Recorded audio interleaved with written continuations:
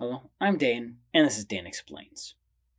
Most people are aware of Schrödinger's cat thought experiment. The idea of the experiment is that if you're using a mechanism that relies on quantum uncertainty to either kill or not kill a cat in a closed box, according to the theory, the cat will both be dead and alive at the same time. At least until you look. Well, that wouldn't happen in reality, because it doesn't mention one very important point. Let me explain.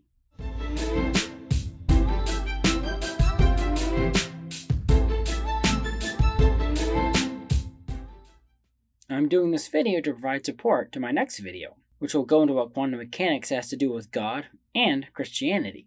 So if you're interested in that sort of thing, stay tuned for that one. And if this is the future and you came here from that video, welcome. Okay, back to Schrödinger's unfortunate cat.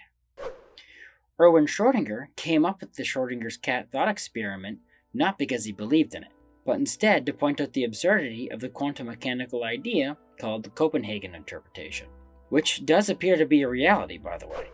His thought experiment goes like this. You build a box with a vial containing a lethal gas. A hammer is suspended over the vial. The hammer is held up from smashing the vial by a string attached to a radiation detector. In the box with all this is a small piece of radioactive material that has a 50-50 chance of releasing a radioactive particle. If the radiation detector detects any, it releases the string, dropping the hammer, smashing the vial, releasing the lethal gas. Since the release of radiation is a completely random quantum event, if you put a cat in a box and close it, the cat will have a 50% chance of being dead when you open the box to check. Now, this experiment doesn't seem to show anything weird when you think about it. Just because the cat is alive or dead when you open the box doesn't mean it was ever both alive and dead at the same time, as Schrödinger proposed, right? Well, this is where the Copenhagen interpretation comes in. The Copenhagen interpretation says that if you have a quantum system where a quantum event can play out in two ways, like let's say whether a particle ends up spin up or spin down, the particle will literally be in both states at the same time until something interacts with the particle to check it. This is called a quantum superposition. Of course, we know that on normal scales, the universe doesn't work that way. Things play out sequentially, with very little fuzziness as to what and when something happened. So the Schrödinger's cat thought experiment attempts to scale the effect of a single quantum event up to one that we can see. However, this experiment wouldn't work in reality, at least not as the way most people describe it. The underlying reason is the difference between the world we live in and the very tiny subatomic world of quantum uncertainty. In our world, we're getting touched and interacted with constantly. Even if you are floating in the vacuum of space, you're getting hit by tiny particles coming from all over the universe.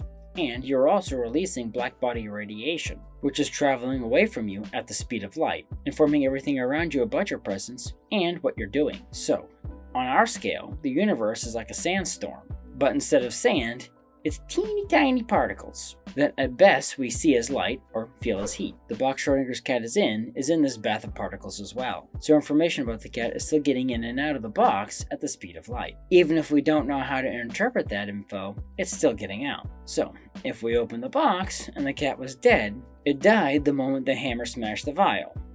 At no point was it in a alive-dead quantum superposition. To understand why, it might help if we imagine we're shrinking down. As things get smaller, more and more time passes between events where a particle hits or interacts with us. Once we're down to the size of one of these particles, a lot of time can pass before we bumped into another particle.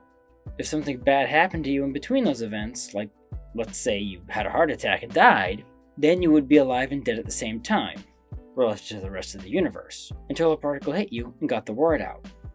So, the reason why Schrödinger's thought experiment wouldn't work in reality is because a cat and any macro object is just too big to not interact with something on a time scale over a femtosecond, which is a really small unit of time. Unless, of course, you had a magical black box that could separate the inside of the box from the outside of the box completely. Zero info in, zero info out. Then the experiment would work. But that begs the question. What if it were you inside the box and not a cat? That, and its possible implications, is the subject of my next video. So thank you for watching. If you like this video and other topics ranging from theology to science, please press the like button. Subscribe to my channel and ding the bell to get notified when I post new videos. Also, please support me on Patreon to get extra content and special perks. Link in the description. The more people support me, the more time I can dedicate to making videos like this one. So, until next time, have a great week.